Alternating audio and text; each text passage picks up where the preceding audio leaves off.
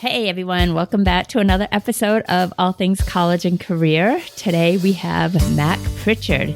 He is the founder and publisher of Mac's List, a job board and career hub for the Pacific Northwest, with a mission to create more human hiring processes to improve the workforce for all. Mac's List was founded in Portland, Oregon in 2001 and became a Certified B Corporation in 2017. Today, Mac's List serves job seekers and employers in Oregon and Washington with their top-tier job board, as well as courses, books, events, and other resources that bring people together to find better jobs and happier careers. Mac has built 2 small businesses on the strength of his professional network, and he has taught thousands of people how to grow their careers through relationships with others.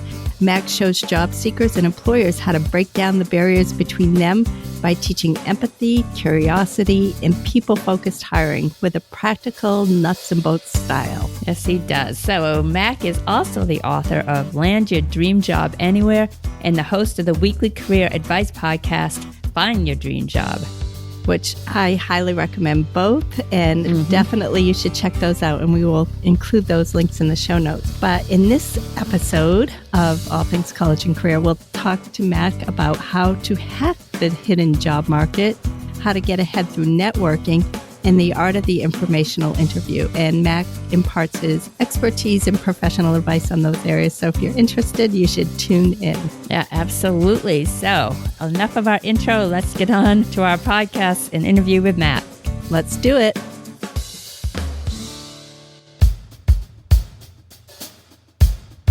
Hello, Mac Prichard. Welcome to All Things College and Career. Thank you so much for joining us on the podcast today. Well, thank you for having me, Meg. Hello, Mac. So excited to have you today. We have learned a lot about you, and we can't wait to get right to it. But as you probably know from listening to our podcast, that we like to start off by asking 3 things you love about your job. So I'm going to ask you 3 things you love about being a communication strategist, a career expert, a PR pro, and business owner. You have a lot going on, so I had to list them out. Well, I've been so fortunate to have a lot of different jobs and several different careers, but there is a constant that runs through them, and that's wanting to make a difference about issues I care about or make a difference in the community where I live and work. So that's one thing. And then the other is the jobs I have now and the ones I've had in the past have allowed me to be of service to others. I've worked in government for nonprofits. I've worked on political campaigns or in the public relations world, social change organizations. And being able to provide service and be of service to others is really important. And the third thing is just the opportunity to learn. And I think that when you have jobs that allow you to keep learning, and you can do that in any position, I think it makes the work so much more interesting, and so many more opportunities present themselves as you get better and better at what you do. Sure. And I think the service to others sounds like something that probably drives you. It is. It's an important value for me. It was for my parents as well. And a part of my Catholic education, I went to parochial schools and a Catholic high school. And so that's been a constant in my career. Right. We didn't go to parochial schools, but we certainly had the Catholic upbringing. So we know a lot about what you're talking about. And our parents shared that. We had the same service to others, values instilled in us. But on that note, we do want to say you've had a vast and really interesting career history. And we noted that recently you were just on another podcast called Work from the Inside Out with Tammy Guler-Loeb. So I'd like to give her a shout out for a wonderful podcast. And I'd like to ask our listeners to head on over and to listen to that podcast if you want to really dive into Mac's early career history in Boston and his work in Central America, his work with Joe Kennedy on a campaign, a spokesperson for the Big Dig, and his social and political work. So that was really interesting, and we really encourage you to head on over there. But we'd like to focus our podcast on more on your current work, but we do want to turn back the clock just a bit. And you went to undergrad at the University of Iowa, where you earned your BA in political science, and as you said, started out at Assumption High School, but then you earned a master's degree after a bit of a work break there at the Harvard Kennedy School and got a master's in public administration there. And I just wanted to ask you briefly about that experience because I loved what you said, that from meeting others, you thought, wow, this is possible. I could do this as well. And maybe that thought had never crossed your mind before. It hadn't. As I shared with Tammy in her show, and it's a terrific program. She draws people out about their career stories, and you can learn so much from hearing those stories. Exactly, yeah. Yeah, but having lived and worked in Boston for 8 years, I met lots of people because I worked in government and politics in Boston who either taught at the Kennedy School or had gone to school there. And I say this humbly, but after meeting a number of people, I thought, well, these are smart people, but I'm as smart as they are. And right. I remember, and this is not an uncommon experience. I also thought about running for office in my 30s. And while I was at the Kennedy School, I had an instructor who had been the Speaker of the Assembly in Wisconsin. And he ran a class about running for local office. And I took it and he said, why are you thinking about doing this? And I said, well, I have been working with legislators, and just as had happened when I thought about applying for the Kennedy School, I realized I met a lot of legislators who were really smart and some that were maybe not so smart. And it's once you see something up close, and you can do this through it demystifies it, and it seems possible. Yeah.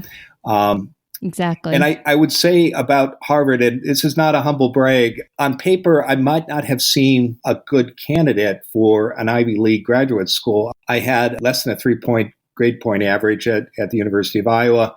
I'd actually taken an incomplete. It took me a number of years to finish my degree. And so I had kind of a checkered academic career. But when I was thinking about applying, I approached it the way I think many people should approach their job search. I went out and I talked to people who had gone to the school. I asked them why they did it, what they'd learned from the experience, and how they'd prepared their applications. And then I shared the challenges that I thought I faced and the questions I thought an admissions committee might have about my application. And then I asked for advice about how to overcome those challenges or address them in my applications. Right. And that made, I think, a big difference. And it certainly, again, took the mystery out of the process. Right, because you would say a 3.0 doesn't normally get you into Harvard, so there must have been something else you were doing. Yes, and the advice I got was, well, talk about your career and what you've accomplished to date in these 10 years. And then this school likes to invest in people who know where they're going, so be clear about your goals, and then show how the school is going to help you achieve those goals. You don't have to run for the U.S. Senate. Maybe your goal is to run for city council back in Montana or for a local office in Western Mass.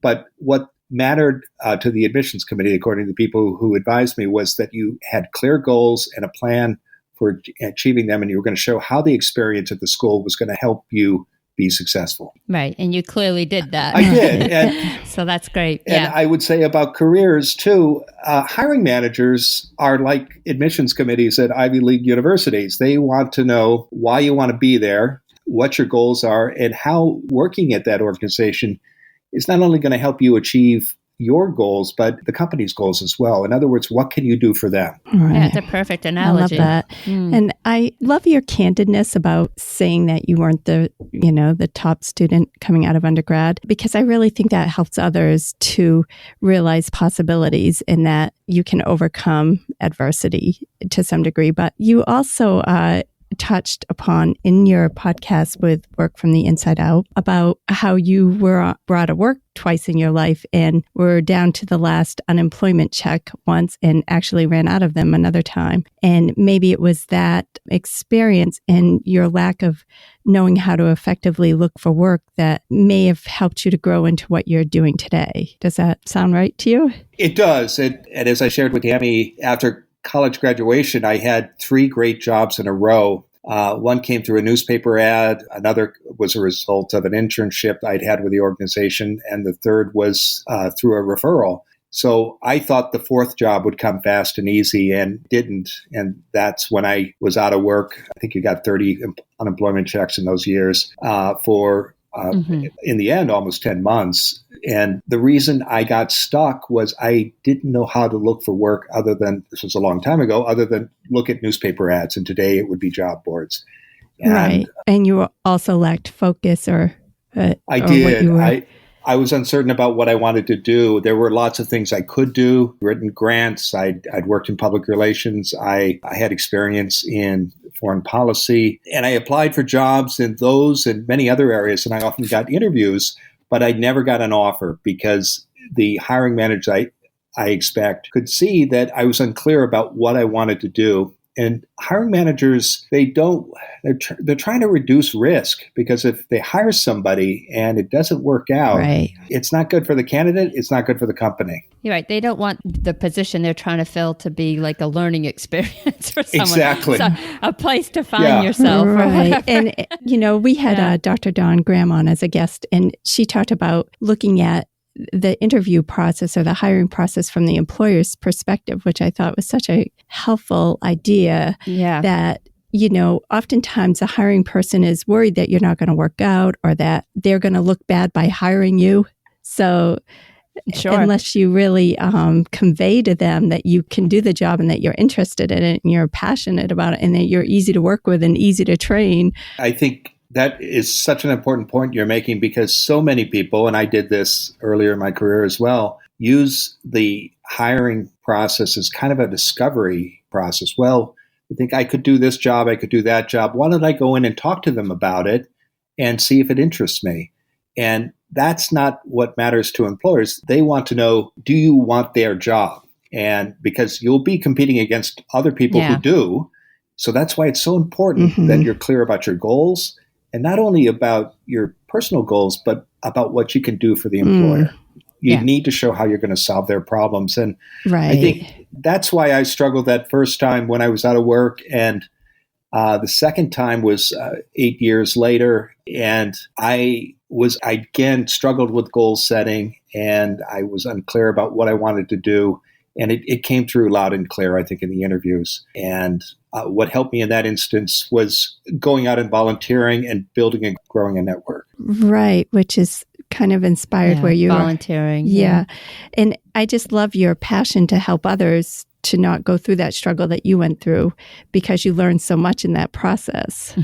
I did. And in many ways, I was a slow learner because I had to go through it twice. But but it certainly did teach me the value of mastering job hunting as a skill. And that is an important value for us at the regional job board I run. We don't only post job listings. We recognize that most jobs are filled through referrals, and the people who get them are good at job hunting. And the people who have the best careers, the most enjoyable and satisfying careers, know how to look for work well and know what they want and can show employers what they can do for them. Right. And you're talking right now about Max List. Yes. Which is one of your companies, and it is a job board that is serving the Pacific Northwest. Right. It is. I run two companies. One is Max List, which is a regional career hub, and the other is Prichard Communications, which is a public relations company that works with foundations, nonprofits, and public agencies. Which is fabulous. And one thing I've learned about both of your companies is that they are both, and I want to congratulate you on this, they're both certified B corporations, which for people that didn't know, because honestly, I didn't know, I had to look that up, is that you are legally required to consider the impact of your decisions on workers, customers, suppliers, community, and the environment. I think a lot of companies have jumped on this, that I want to be responsible, and I think it's really admirable. Absolutely. It's a global movement, the B Corps. This is they're called benefit corporations, and they're happening not only in the United States but around the world. And these are companies that are managing not just for profit but for community and social benefit as well. Right, and environmental. Yes. A lot of them are reaching towards meeting the goals of the Paris Agreement. So I think it's admirable. I was really impressed. So anyway, talk to us a little bit about each of your companies. I know you started Max List first and has a lot of great resources on there, but if you would like to share with our... Founded in 2001. Yes. Yeah. We're coming up on our 20th anniversary. Wow. That's amazing. Yeah. It's hard to believe that, because when you see 2001, you think, well, it's just a couple of years ago, right? I know, right? No. Where has time gone? Yeah. It's crazy. If you don't mind, I'll just share with the listeners. It's kind of an interesting story there that you started out by, Max List started out as an email list sharing job opportunities with some of your colleagues. And then that grew into a website, and now it's a premier job board in the Pacific Northwest, and you offer courses, books, and events. So what makes your job board unique, would you say? There are many good job boards out there. I think what makes ours different is helping job seekers get good at job hunting as a skill. And we offer that content that you mentioned, and most of it is free. We also help employers get better at hiring. We serve largely small and medium-sized companies, and so our typical company that posts with us, and we sell about 800 listings a month, might have 15, 20, 25 employees. We do have some bigger companies, but I think it's important to recognize that because most organizations that employ people are smaller, and most people who do hiring, they've actually got another job entirely. They're not in HR. They haven't been trained in writing job postings or how to manage a hiring process and or trained in interviewing. And so they're well-intentioned, but often the hiring experience for the candidate is not great. They don't hear back from employers. They even sometimes when they have interviews, job postings can be confusing, long-winded. Often they don't include salary ranges. Yeah. And a lot of these mistakes are just unintentional. So we try to help employers get better at hiring. And our overall mission is to make hiring more humane. I love that. Nobody really stops to think about how, there's a talent coming from the employer's end as well. You always just think there's an art to the interview, but it comes from both sides. Yeah. Right. It's a good point. Something I just wanted to mention briefly, on your Max list, you publish a list of the top career podcasts. You put out a list every year. I was just curious if you have a favorite on that list. They're all my favorites. I would say this. He was in politics. I was. I think that your favorite show, it is hard to pick, but one of the reasons we do the guide is because people have different needs, and maybe they want to get good at interviewing. Maybe they want to focus on negotiation. Maybe they're unclear about their career purpose and how to set goals. And there are actually shows devoted just to those topics. I know, it's amazing. Right. Yeah, it is amazing, isn't it? But you can do that in podcasting as well as blogs because you don't need a huge audience to sustain a show or a website. Just a few thousand listeners or readers can make all the difference. So the guide, there are actually more than 100 shows listed, but it's easy to skim it and see which shows might be of best interest to you wherever you are in your career. Well, I noticed on your website that you can click on resumes and you have the podcasts that talk about resumes. And so that's really helpful, actually. Yeah. And on our show, we do have a weekly podcast at Max List called Find Your Dream Job. And we focus on the nuts and bolts of job hunting. We get really granular with our guests. And we've done multiple shows on resumes that people might say, well, how is that possible? Isn't one episode enough? But there's so many different angles you can take. Approaches. Yeah. Right. Yeah. And they're always evolving due to application tracking systems and so forth. But I do have to give your podcast a shout out. I listen to it regularly. It's amazing. Mm-hmm. It's really helpful to anyone looking for a job, but also us career advisors that are looking for helpful information to pass along. Thank you. But anyway, we do want to move along. Just talk briefly about Prichard Communications for a Better World, founded in 2007. You are also the president of that. And something I picked up on that I thought was interesting is your approach is working backwards with clients, sort of figuring out their goals and working backward from there, which I thought was interesting, but also that you host a big networking for social change, the Portland 10. So I didn't know if you wanted to just briefly talk about Prichard Communications. Absolutely. I started my career working in public relations for a human rights organization in D.C., and that's where I learned my communication skills. We pitched national and international media about human rights stories in Latin America, and that led to jobs working in communications and politics and government. At Prichard, we serve, as I think I mentioned, foundations and nonprofits and government agencies, and we do it because our clients have stories to tell, but they also have goals and change that they want to accomplish. Mm-hmm. We are big fans of what is often called reverse mapping, starting from where the results you want and working backwards. And actually, probably appreciate this in your listeners in New England. I'd learned that from my boss at the Big Dig. He had worked in the legislature in Massachusetts in the 80s, and he had staffed a legislator who wanted to repeal the blue laws. Do you remember those when the grocery stores were closed on Sundays? Right. Yeah. Oh, yeah. And And the first time he and his boss took a run at that, they thought logic alone would carry the day. And there were lots of interest groups that liked the way things were.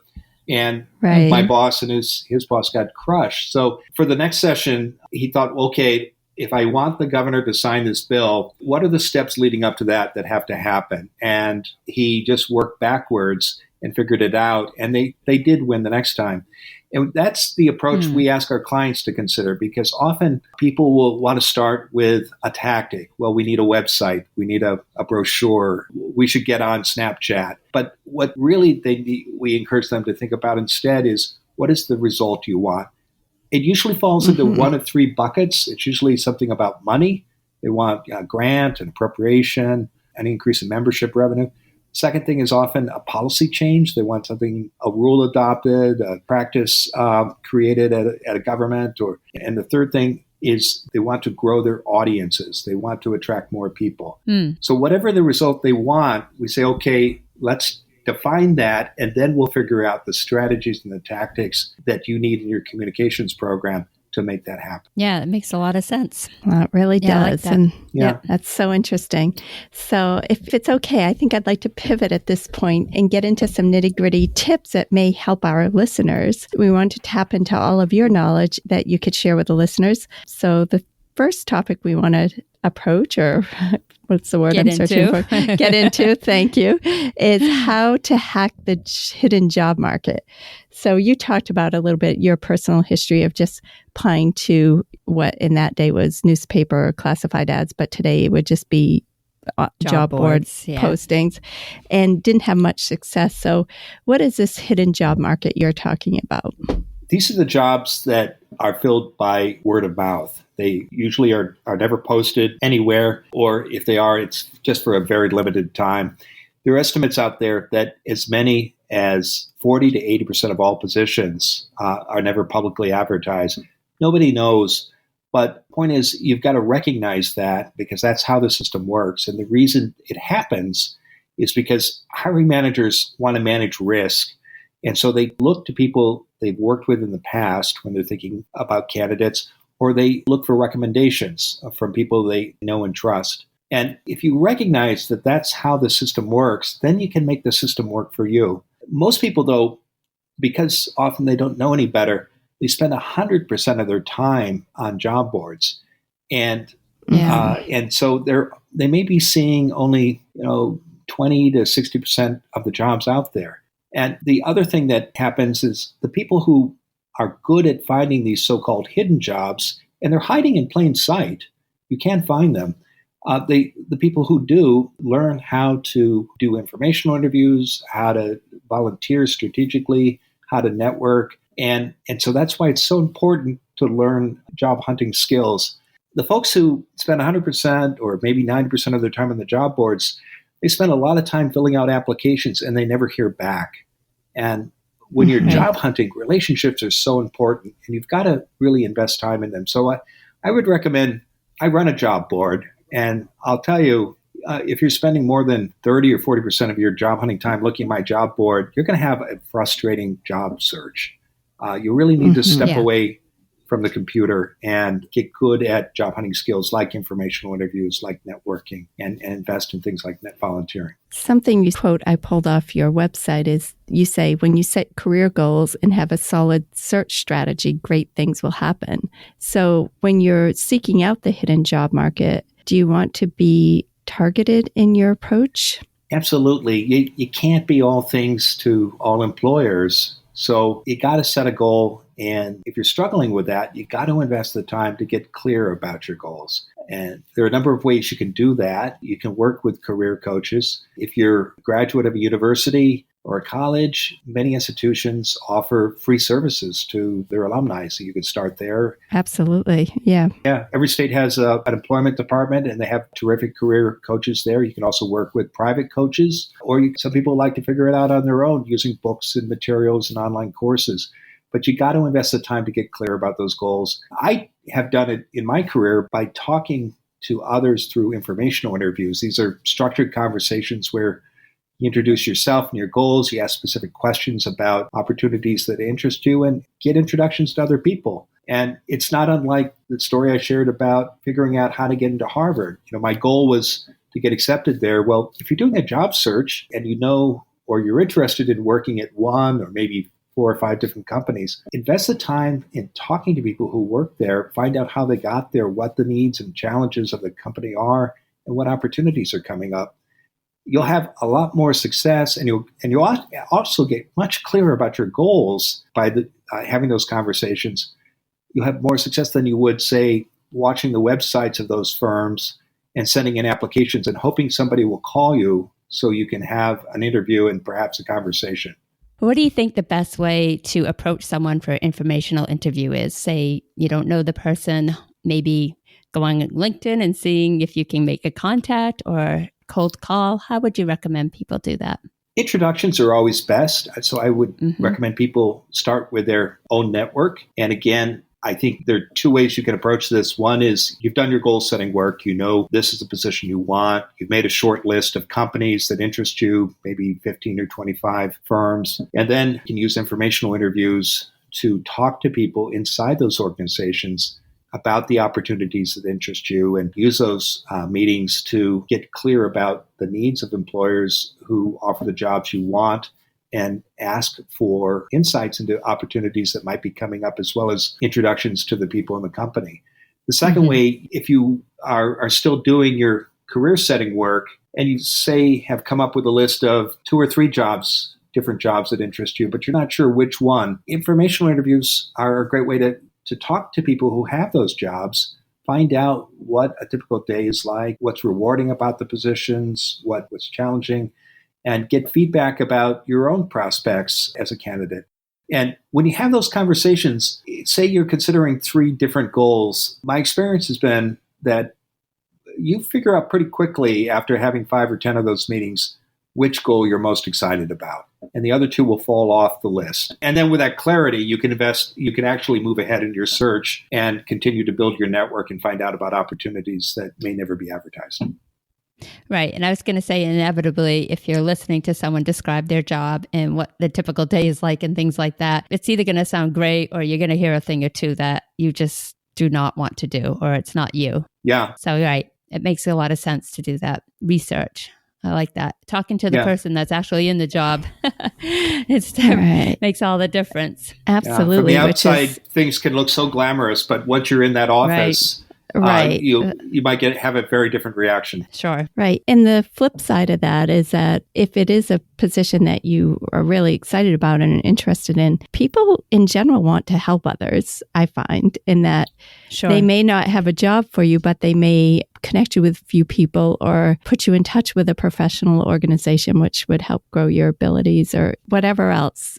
People are generally willing to help. So you can gain a lot from those experiences, I would say. I agree. And it's often when people don't respond, it's because we aren't very specific in making our requests. Right. And we've talked about the importance of having clear goals when going out and seeking informational interviews. And I think once you know what those goals are in the companies, then you can look within your network and find people who are in those positions and approach them. But you got to be clear about what it is you want. So often people send notes saying, could we get together for coffee, or could I pick your brain? And it's well-intentioned, but the recipient of a message like that might think, well, am I going to have to leave the building? Is this going to be like an hour? And what's our agenda? Right.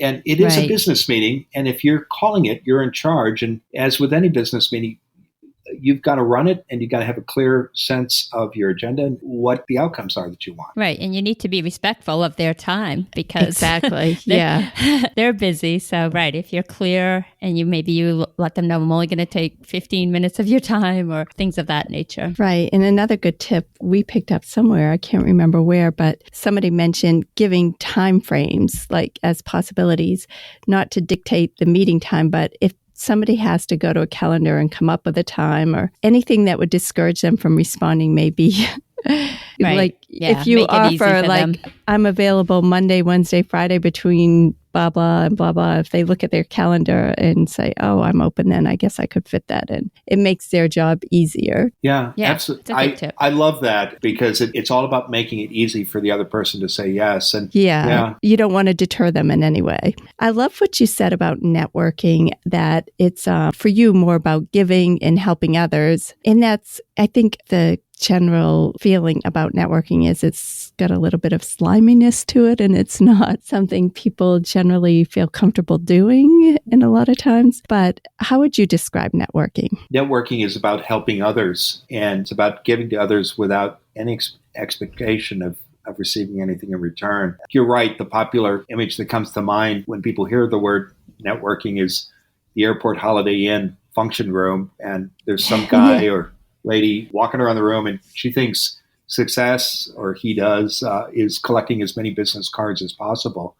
But Right. what do you do with all those cards when you get back? You're better served by having a couple of conversations and asking lots of questions and listening and thinking about what you could do for others. And it's not just going to events. It's saying yes when people ask for informational interviews.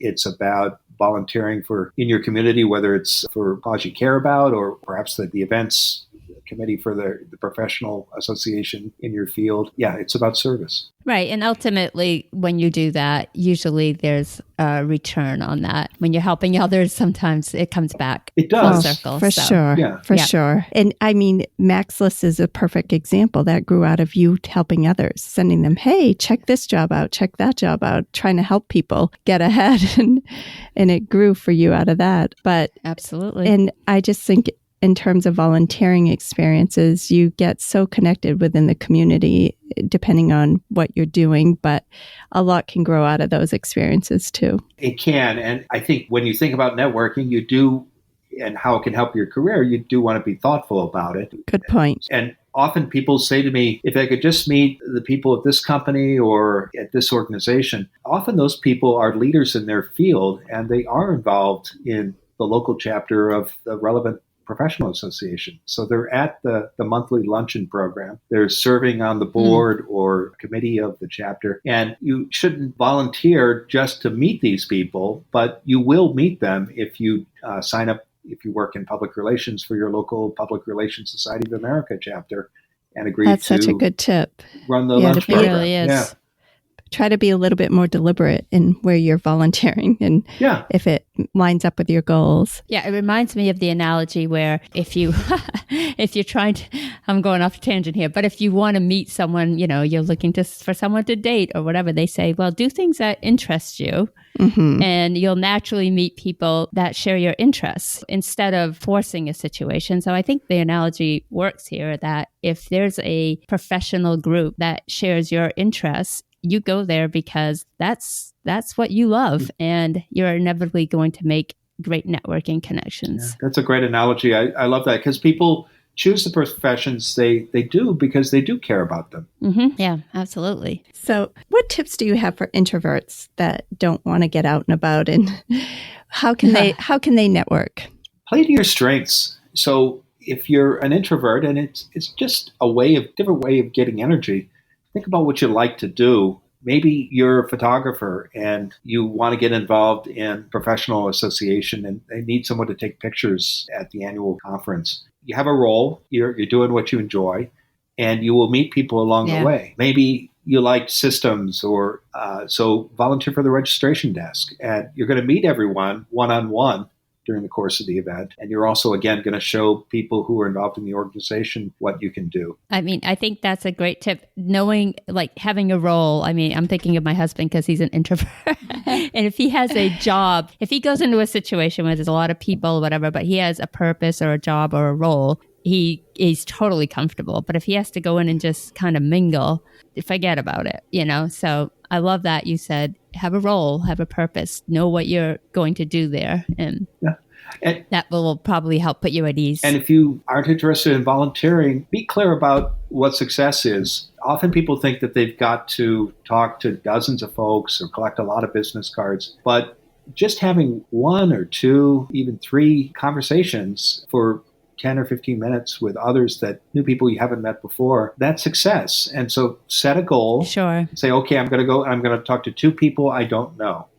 And the other thing you can do is go with a buddy, but don't spend all your time together, but make a point of going up and talking to, the goal is 2 new people. Do it with your buddy. And if you're clear about what the expectations are, then you can leave the event knowing, okay, I set this goal and I achieved it, and that's success. Absolutely. That's a great tip. Bring a buddy. So I just had a quick question, and this is kind of off topic, but I'm curious because I have never worked on the West Coast. How do you find it different from the East Coast? It's a different tempo in Portland, Oregon, where I'm based. Certainly the pace is a little faster in Seattle and San Francisco, but things are a little slower here.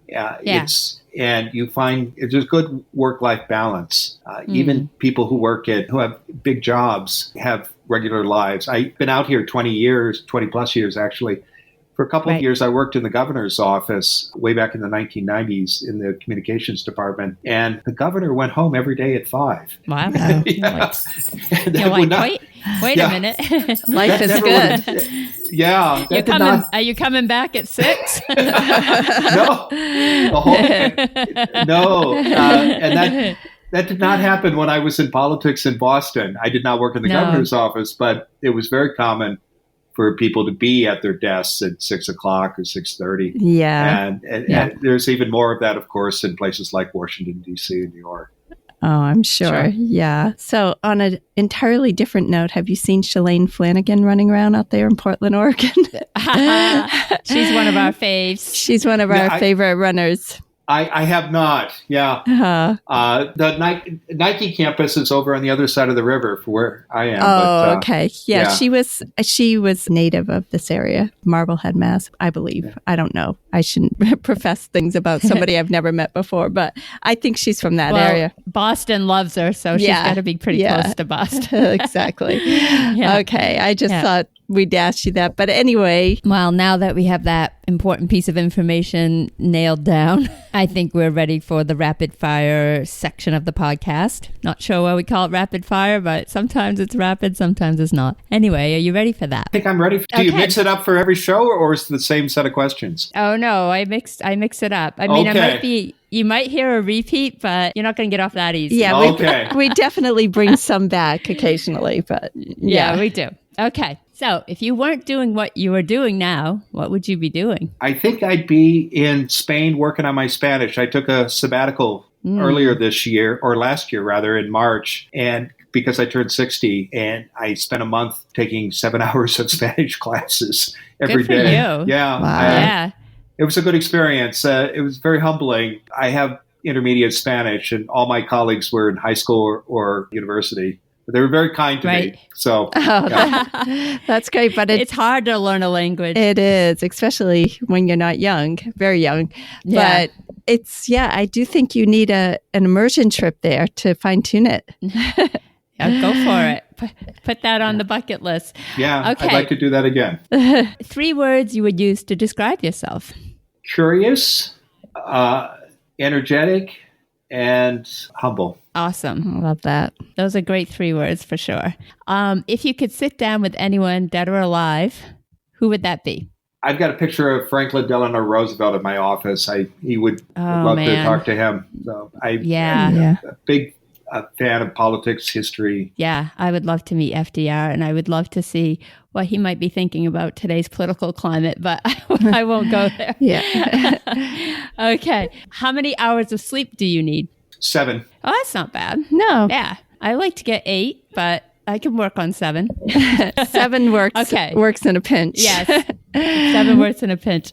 I mean, 3 works in a pinch. Let's be honest. Depending on, right? Yeah. And had one too many of those. Yeah. Yeah, exactly. Yeah. Book you would recommend? One of my favorite books, I read it in college, I've gone back to it a couple of times, is a travel book called In Patagonia. It's by Bruce Chatwin. And I read it when I was an undergraduate. He grew up in the UK, and his mother had this bit of fur in a curio cabinet. He asked about it when he was a boy. He said, "Oh, your Uncle Charlie brought that back from Patagonia," which is a region of Chile and Argentina.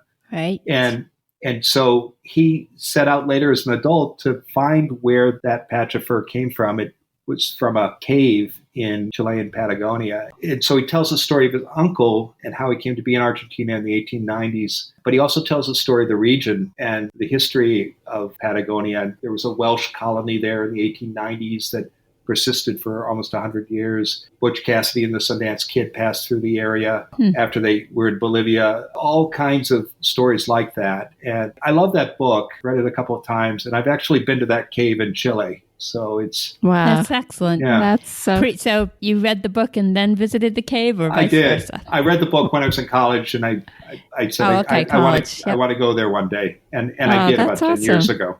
Oh, Well, I'm glad you picked that book. That's perfect. yeah, that is great. I love that story. I need to get there. Okay. Least favorite chore? Filling out my timesheet. You seriously have Yeah, to fill out a timesheet? I work for a public relations company. It's all about billable hours. Oh, of okay, course. okay, all Yeah. right. Yeah, it Now- says a consulting hours. Yeah, I would hate that too. yeah, that That's sounds tedious. terrible. Yeah. Necessary, though, very necessary. Yeah. Okay. Are you a Mr. Fix-It or a duct tape kind of guy? Oh, that's a good one. Definitely duct tape, but I outsource as much as I can. There you go. You know when Hey, I'm no shade here.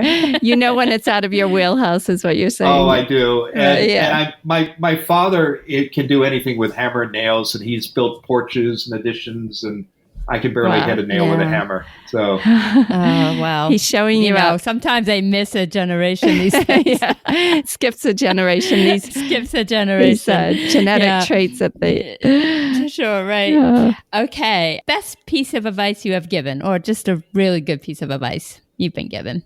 I think the best piece would be don't wait to be picked. So many people, they want to do something, and job hunting is a great example of this. And again, I certainly did this early in my career. You'd think, oh, I'd love to work there one day. I hope that happens, or I'll keep an eye on the website and I'll send in an application. Right. And if you know where you want to go, don't wait to be picked. Start talking to people there now. And, Right. Yep. Yeah. Great advice. That is great. Yeah. We might say, when someone says to me, what's the best piece of advice someone's giving you? We're going to steal that one now. Okay. Please do. Pass that forward. Yeah. Pay it forward. Okay. Two more. Are you a good cook? I am not. I'm a great dishwasher.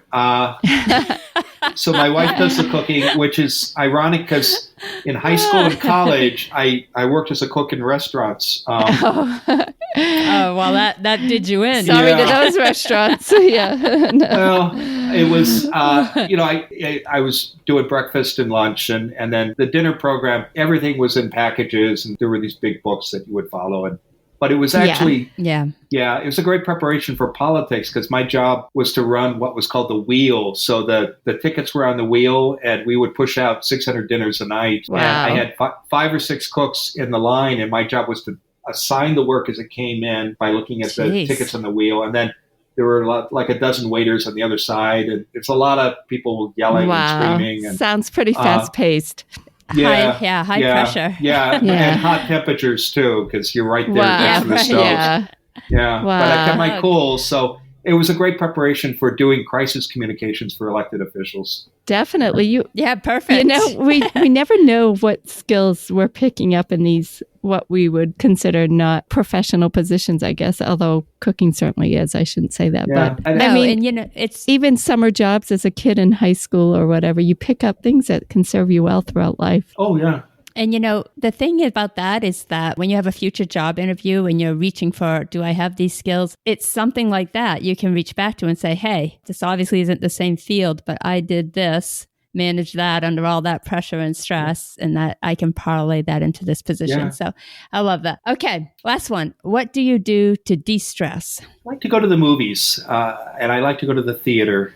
So we're fortunate in Portland. Right. We have more than a dozen single-screen theaters, and 4 or 5 of them are within cycling or walking distance of my house. So, oh, nice. Perfect. Do you cycle around? I do. I bike to work and back. It's about 2 miles each way. I love that. Yeah, doing that for 20 years now. That's great to be able to do It that. is. Yeah. It's a great way to Okay. kind of get ready for the day when you're thinking about what's coming up, and then just to sort of get rid of the cares of the day as you go home because you're getting 25 minutes of exercise. Yeah, absolutely. Okay. Well, hey, you made it through the rapid fire gauntlet. Yeah, and you like a pro. And you did it beautifully. And, well, thank you so much, Mac, for coming on and sharing all your great knowledge. We didn't really get to touch too much on your weekly podcast, Find Your Dream Job, or your book, Land Your Dream Job Anywhere.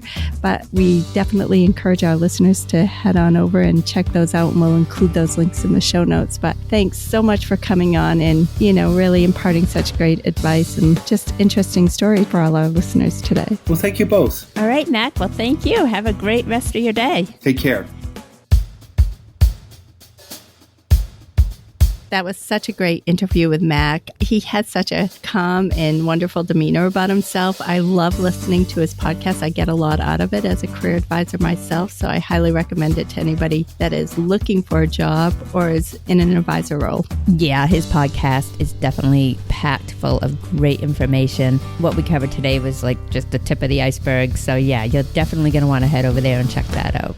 And check out his book called Land Your Dream Job Anywhere. You will get a lot out of that if you're looking to change careers or if you're interested in landing a job. And if you are in the Portland, Oregon area, head on over to Mac's List. It's a wonderful job board. And while you're at it, you can check out his PR firm, Prichard Communications. And for anyone that wants to support our podcast, we would love to have you. So please subscribe, rate, review, and we would really appreciate that. And you can follow us on social media, and all of those links will be in our show notes. So have a great day, everyone, and thanks so much for listening. And thank you, Mac, for coming on. Yes, thanks, and have a great day. This has been an Academic and Career Advising Services production.